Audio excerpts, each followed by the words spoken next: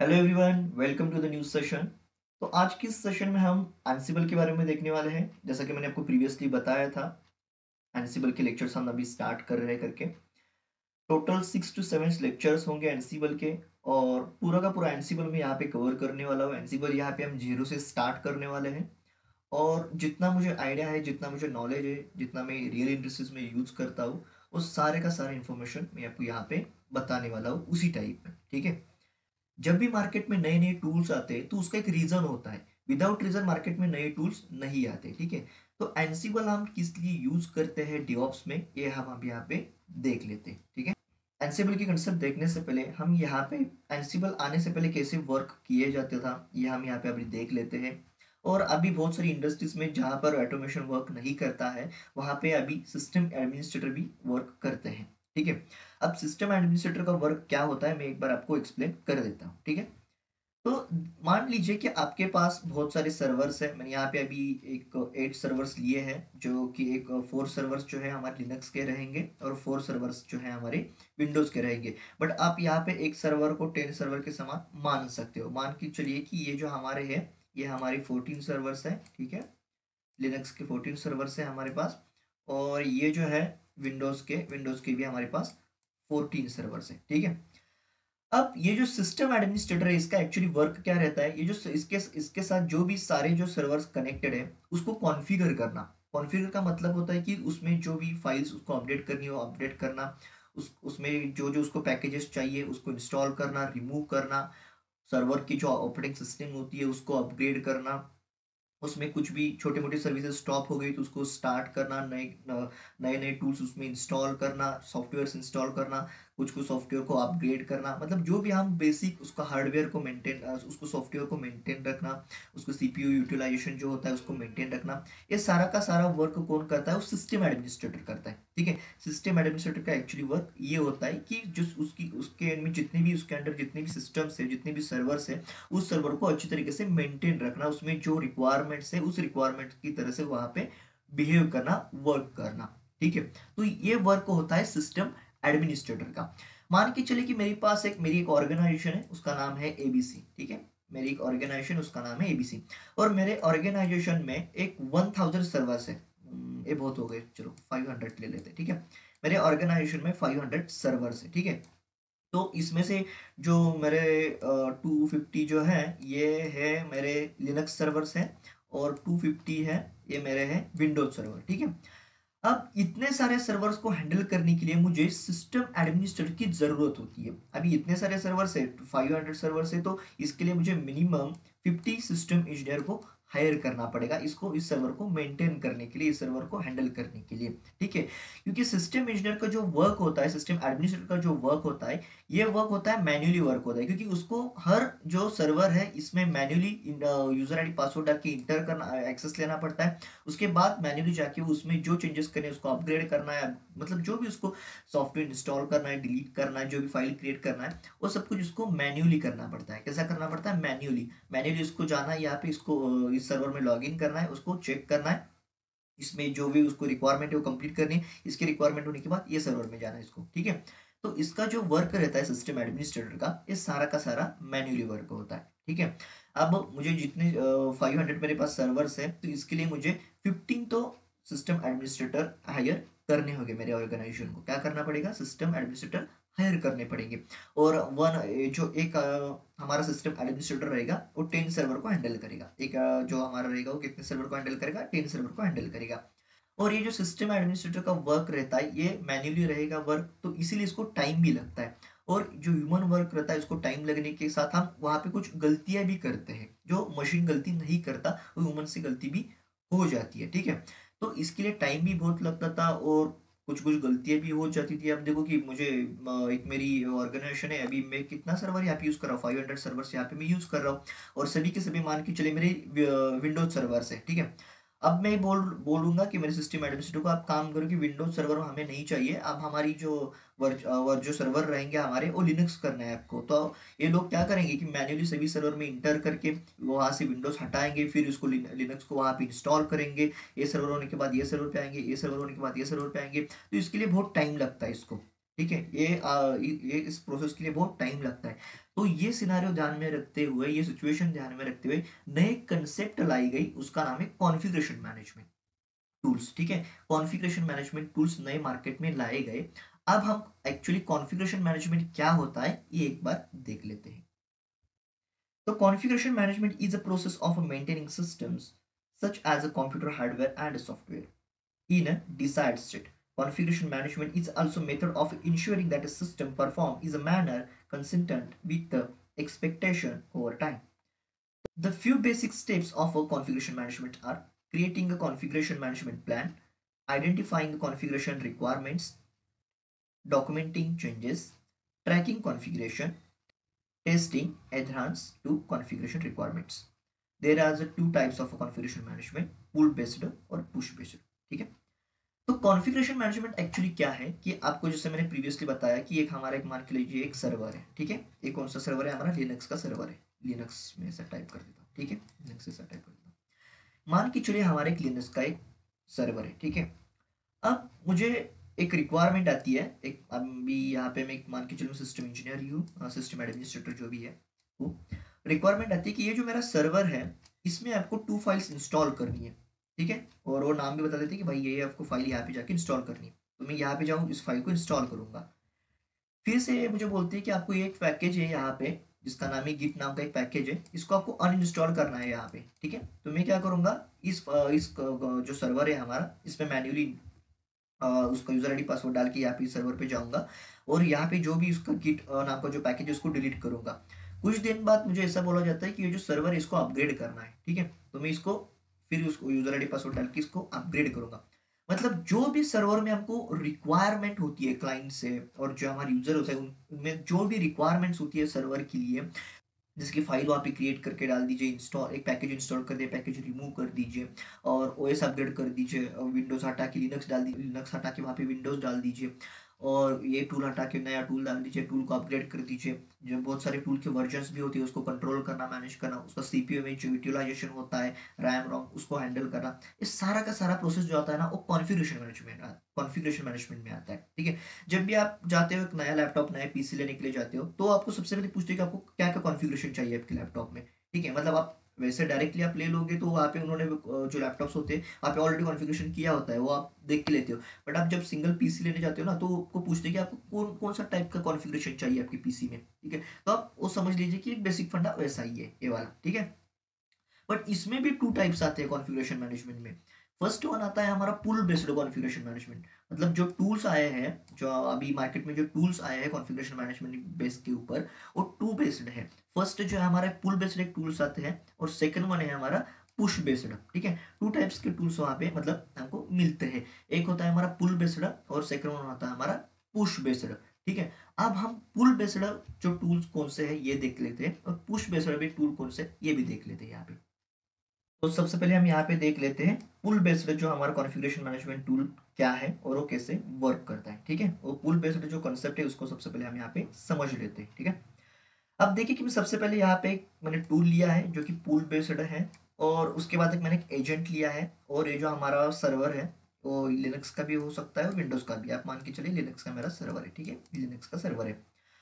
अब जब भी आप एक सर्वर क्रिएट करोगे ना और पुल बेस्ड आप कंसेप्ट यूज करोगे वहां पे, तो ये एजेंट यहाँ पे नहीं होता। एजेंट एक्चुअली सर्वर में रहता है। आप मान यहाँ पे एक एजेंट रहेगा, बट आपको समझने के लिए मैंने एजेंट को सेपरेट ले लिया है। यहाँ पे क्या कर लिया, सेपरेट ले लिया आपको समझने के लिए। बट ये एजेंट ये इसका ही पार्ट होता है, सर्वर के अंदर ही एजेंट होता है। ठीक है, मैं वो टूल भी आपको बताऊंगा कौन कौन से टूल्स है। पुल बेस्ड में क्या होता है कि मान के चलिए कि अभी इस सर्वर को मुझे क्या करना है, अपग्रेड करना है। ठीक है, बेसिकली आप ये समझ लो कि इस सर्वर के मुझे अभी यहाँ पे एक फाइल डालनी है। अभी एक फाइल वन की एक नाम की एक फाइल है मेरे पास। ठीक है, एक फाइल वन की एक फाइल है, तो वो मुझे फाइल यहाँ पे डालनी है। तो यहाँ पे जो एजेंट होता है, जो सर्वर में जो एजेंट होता है वो हर बार ट्रिगर करता है इस टूल में, इस सर्वर में हर बार ट्रिगर करके पूछता है कि भाई मेरे लिए आपके पास कोई अपग्रेड है क्या। मतलब अब यहाँ पे मान के चलो कि जो मेरा वर्क करने वाला बंदा है, जो भी मेरा एम्प्लॉय है, इसने एक यहाँ पे फाइल 1 डाल दी, तो एजेंट क्या करेगा, ये एजेंट यहाँ से फाइल 1 उठाएगा और इस सर्वर में क्या कर देगा, उसको इंस्टॉल कर देगा यानी और डाउनलोड कर देगा, ठीक है। तो इसको पुल बेस्ड कहा जाता है, मतलब जो भी हमारे सर्वर में हम पुल करेंगे, जो भी हमारे सर्वर में हम डाल देंगे, तो वो एजेंट ऑटोमेटिकली आएगा, इसको उठा लेगा और जितने भी उसके साथ जो भी सर्वर कनेक्टेड है उस सर्वर में वो क्या कर देगा, उसको इंस्टॉल कर देगा। पुल बेस्ड में देखा जाए तो शेफ और पपेट करके टूल्स आते हैं। जो शेफ है हमारा अभी रिसेंटली बहुत ऑर्गेनाइजेशन में भी यूज किया जाता है। पपेट बहुत पुराना हो चुका है तो कोई उसका यूज नहीं करता है, हालांकि करते हैं लोग बट मैक्सिमम यूज नहीं करते पपेट का। तो शेफ में ऐसा सीन होता है, शेफ जब हम सर्वर इंस्टॉल कर दे तो वहाँ पे आपको नाइफ और नाइफ वगैरह रहता है, जो कि एक एजेंट है वहाँ का, ओहाई रहता है सर्वर के अंदर। वो चेक करता है सब कुछ कि आपको कोई अपडेट आया है क्या, वहाँ पे अपडेट आया होगा तो डायरेक्टली वो वहाँ पे यहाँ से उठा के यहाँ पे डाउनलोड कर देता है, अपडेट होगा तो हमारे सर्वर में वो ला के रख देता है, ठीक है। वो चेक कर लेता है कि सर्वर में ये जो फाइल है, अभी एक फाइल 1 सर्वर में है या नहीं, एक बार वो चेक करेगा, जो भी उसके साथ कनेक्टेड है ना, जो सर्वर है उस सर्वर पे जो भी डेटा आया है वो सबसे पहले चेक कर लेता है कि हमारे उस सर्वर में है या नहीं। उसके लिए ओहाई का यूज किया जाता है, वहाँ पे ओहाई करके एक एजेंट होता है, वो चेक कर लेता है।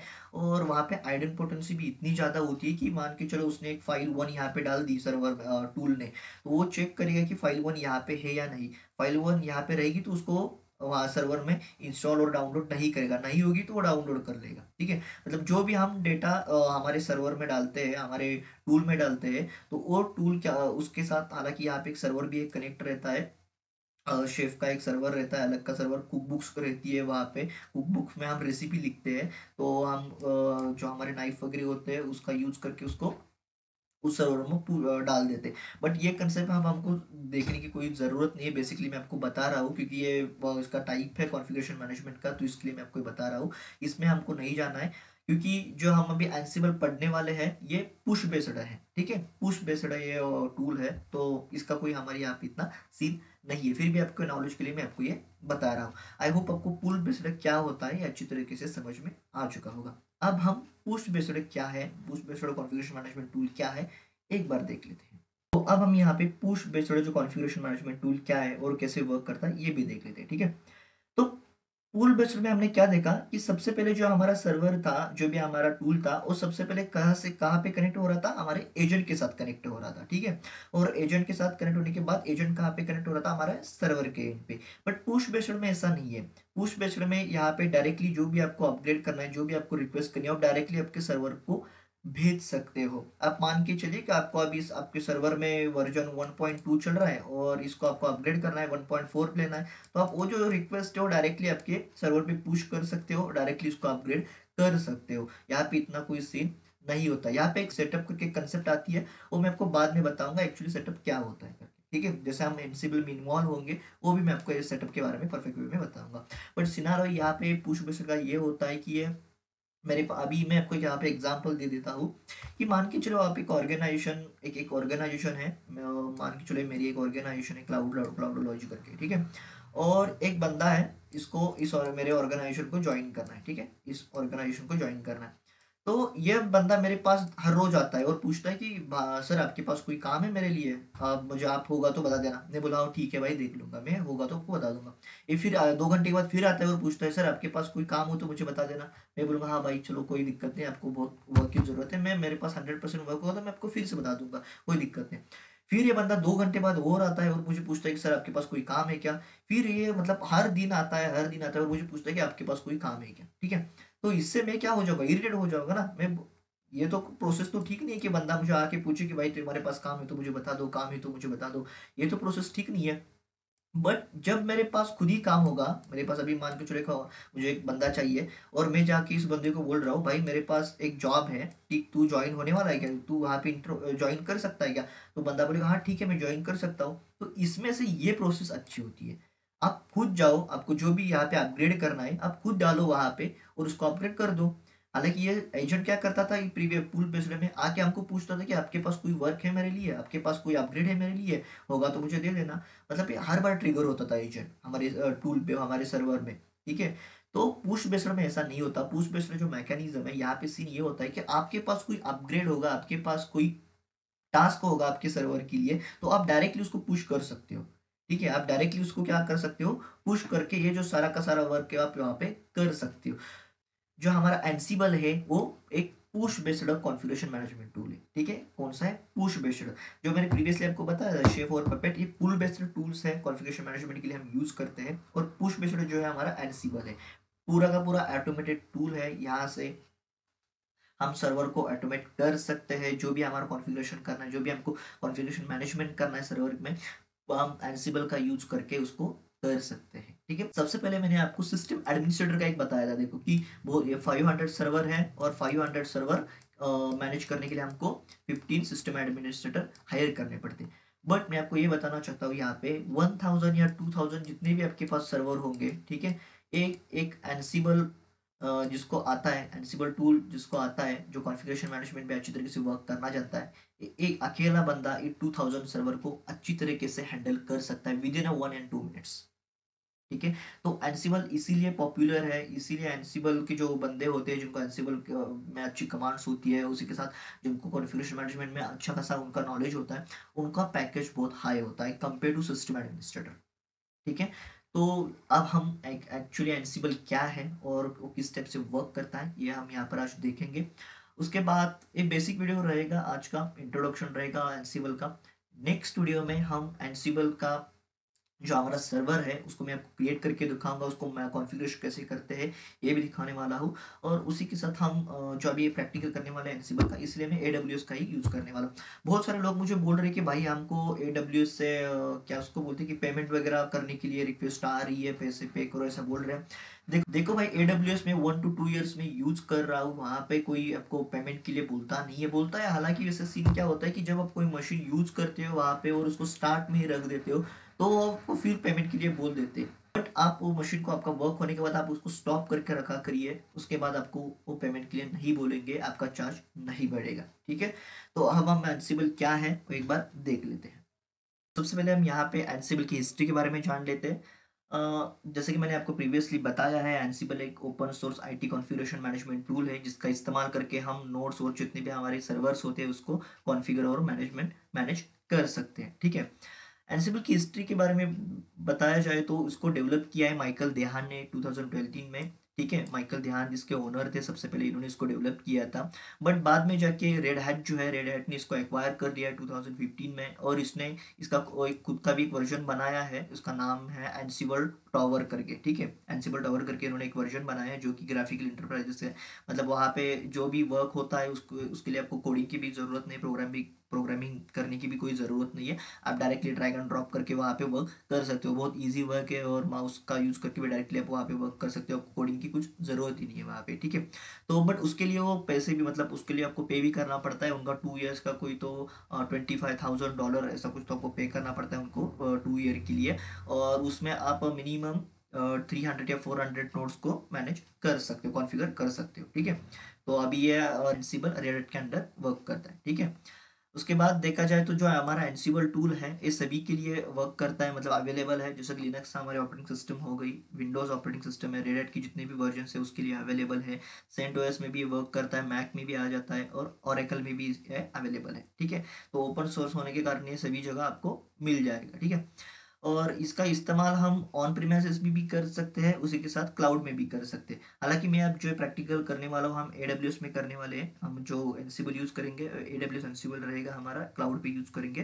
तो ये दोनों जगह भी चलता है, ऑन प्रीमाइसेस में हम इसका वर्क कर सकते हैं और क्लाउड में भी हम इसका वर्क कर सकते हैं। ठीक है, इसको डेवलप करने के लिए पाइथन प्रोग्रामिंग लैंग्वेज का यूज़ किया गया है एनसिबल को डेवलप करने के लिए। और जैसे कि मैंने आपको बताया कि प्लेबुक जो होती है, प्लेबुक राइट करने के लिए हम YAML लैंग्वेज का यूज़ करते हैं, YAML प्रोग्रामिंग का यूज़ करते हैं। बट आप पाइथन का भी यूज़ कर सकते हो, पाइथन पाइथन को भी सपोर्ट करता है। जब आप एनसिबल सर्वर क्रिएट करने जाओगे, कॉन्फ़िगरेशन जब हम क्रिएट करने जाएंगे, तो हमको पाइथन पाइपलाइन की भी वहाँ पे ज़रूरत रहेगी, उसके बाद ही हम एनसिबल सर्वर सक्सेसफुली क्रिएट कर पाएंगे, कॉन्फ़िगर कर पाएंगे। तो वो जो प्रोसेस है मैं आपको नेक्स्ट वीडियो में अच्छी तरीके से बताऊंगा, और जब हम एक एनसिबल सर्वर को कॉन्फ़िगर करेंगे, उसको डेवलप करेंगे, तो उस टाइम मैं आपको ये बता दूंगा। ठीक है, तो ये इसकी हिस्ट्री थी। अब हम एक बार एनसिबल स्ट्रक्चर के बारे में भी देख लेते हैं। तो यहाँ पर हम अभी एनसिबल का स्ट्रक्चर देख लेते हैं कि एनसिबल का स्ट्रक्चर क्या है और कैसे वर्क करते हैं, यहाँ पर हम अभी देख लेते हैं। ठीक है, तो सबसे पहले मैंने यहाँ पे एनसिबल सर्वर ले लिया है, ये हमारा एनसिबल का सर्वर है और उसी के साथ ये जो सारी 3 नोड्स लिए हैं ये एनसिबल के साथ कनेक्ट यहाँ पे हो चुकी है। ठीक है, एनसिबल में जहां पर हम कोड को राइट करते हैं उस सेक्शन को प्लेबुक कहा जाता है। यहाँ पर हम यामल प्रोग्रामिंग का यूज करके .yml होता है, उसको एक्सटेंशन .yml, तो इसका यूज करके जो भी हम कोडिंग करते हैं वो कोडिंग का पार्ट होता है प्लेबुक, उसको प्लेबुक कहा जाता है। जहां पर हम कोड करते हैं उसको प्लेबुक कहा जाता है। ठीक है, उसके बाद एक हमारे पास एक होता है सेटअप। सेटअप का काम क्या होता है कि जब भी हमें प्लेबुक क्रिएट करते हैं, जब हम इसको एग्जीक्यूट करते हैं, मान के चलिए कि मैंने ये प्लेबुक क्रिएट की, इस गिट जो हमारा टूल होता है, गिट टूल, गिट इंस्टॉल करने के लिए मैंने ये जो प्लेबुक है इसको क्रिएट किया है। ठीक है, तो इस सेटअप क्या करेगा, सबसे पहले ये तीनों जो नोड है ये नोड के पास जाकर चेक करेगा कि यहाँ पे गिट ऑलरेडी इंस्टॉल है या नहीं। ठीक है, ये सबसे पहले क्या करेगा कि चेक करेगा कि गिट यहाँ पे इंस्टॉल है या नहीं। अब मान के चलिए कि नोड 1 और नोड 2 में गिट इंस्टॉल है बट नोड 3 में गिट इंस्टॉल नहीं है, तो क्या करेगा, ये जो सेटअप है नोड 3 में जाके ही गिट को इंस्टॉल करेगा और इन दोनों में इंस्टॉल नहीं करेगा। तो सेटअप का यूज हम इसलिए यहाँ पे करते हैं कि वहां पे ऑलरेडी कुछ इंस्टॉल हो गया हो, कोई इंस्टॉल है या नहीं चेक करने के लिए सेटअप का यहाँ पे यूज किया जाता है। ये बाय डिफॉल्ट होता है, इसके लिए आपको कोई अलग सी कमांड यहाँ पे चलानी नहीं पड़ती। जब आप प्लेबुक को एग्जीक्यूट करोगे डायरेक्टली जाके वो चेक करके आएगा और आपके प्लेबुक को एग्जीक्यूट कर देगा वहां पे नोड पे जाके। ठीक है, तो ये हमारा एनसिबल सर्वर है, इसके साथ मैंने नोड्स कनेक्ट किया है। ये जो कनेक्शन होता है, ये नोड के साथ जो कनेक्शन होता है, ये कनेक्शन SSH का यूज करके किया जाता है। SSH का यूज करके इस कनेक्शन को कनेक्ट किया जाता है। ठीक है, वो SSH का कनेक्शन कैसे करते हैं ये भी मैं आपको बताऊंगा। ठीक है, अब ये सारा इसका स्ट्रक्चर है। यहाँ पे बेसिकली हम एजेंट वगैरह नहीं होता, एजेंट लेस है, ये ध्यान में रखिए। जो हमारा एनसिबल है ये एजेंट लेस होता है। इंटरव्यू में बहुत सारे जो इंटरव्यूअर्स होते हैं ये क्वेश्चन पूछते हैं कि एनसिबल में एजेंट का यूज किया जाता है या नहीं। एनसिबल एजेंट लेस है तो यहाँ पे एजेंट का यूज नहीं किया जाता। ठीक है, जो भी आप प्लेबुक लिखोगे, इसको यहाँ पे एग्जीक्यूट होने के बाद जो भी आपने प्लेबुक में कोड किया है, जो भी वहाँ पे इंफ्रास्ट्रक्चर में मॉडिफिकेशन करने के लिए आपने जो कोड किया है वो डायरेक्टली या नोड 1 नोड 2 नोड 3 में जाके एग्जीक्यूट हो जाता है। इसको हम इंफ्रास्ट्रक्चर को जैसे आपको चाहिए उसका कोड आपको प्लेबुक में करना पड़ता है। मतलब इंफ्रास्ट्रक्चर को हैंडल करने के लिए कोड करो, ऐसा भी आप यहाँ पे बोल सकते हो। ठीक है, कोड के माध्यम से इंफ्रास्ट्रक्चर को हैंडल करना, ऐसा भी आप यहाँ पे बोल सकते हो। ठीक है, तो ये इसका स्ट्रक्चर है, इस टाइप से वर्क करता है यहाँ पे। तो अब हम इसके थोड़े एडवांटेजेस भी देख लेते हैं एनसिबल के।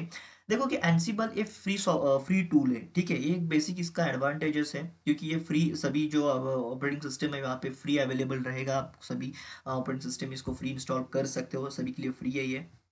हाँ, जो एनसिबल टावर है इसके लिए आपको पैसे पे करने पड़ते हैं और वहाँ पे कोडिंग का कोई सिनारियो नहीं रहता। बट जैसा हमारा रेगुलर एनसिबल वर्क करता है वैसा ही एनसिबल टावर वर्क करता है, इसमें कोई डिफरेंस नहीं है। बट वो ग्राफिकली वहाँ पे आपको इंटरप्राइजेस दिया जाता है, इसके लिए वो आपसे पैसे मांगते हैं। ठीक है, बट ये एनसिबल और एनसिबल टावर कोई डिफरेंट नहीं है, सेम प्रोसेस है। बट कोडिंग यहाँ पे होता है, वहाँ पे कोडिंग नहीं होता है। ठीक है, तो ये फ्री टूल है। इसी के साथ ये बहुत ईजी है सीखने के लिए, बहुत ईजी वे में मैं आपको बताने वाला हूँ और बहुत ईजी है सीखने के लिए। आप इजीली यहाँ पे इसको सीख सकते हो क्योंकि देखो यहाँ पे यामल प्रोग्रामिंग लैंग्वेज का यूज किया जाता है। यामल बहुत सिंपल प्रोग्रामिंग लैंग्वेज है, ह्यूमन रीडेबल लैंग्वेज है। यहाँ पे मतलब बेसिक बेसिक चीज करने के लिए आपको, मतलब जब यामल भी आपको पढ़ाने वाला हूँ तो यामल जब आप सीखोगे तो आप तो बहुत ईजी वे में मैं आपको बताने वाला हूँ।